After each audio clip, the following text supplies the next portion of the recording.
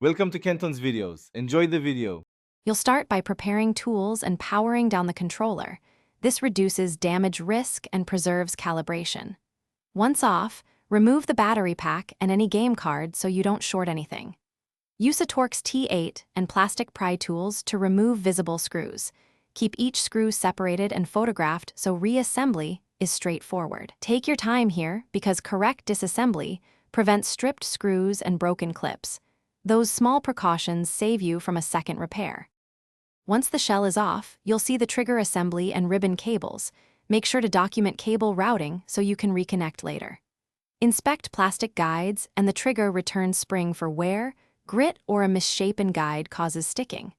Use 90% isopropyl on a cotton swab to clean contacts and the potentiometer. Avoid soaking the sensor. If a spring or clip is broken, replace it with an OEM or equivalent part, because the geometry matters for proper travel and responsiveness. You'll reassemble by reversing the steps. Reconnect ribbon cables, seat the triggers, and hand-tighten screws to avoid stripping. Once assembled, insert batteries and pair the controller so you can test triggers in the console's controller diagnostics.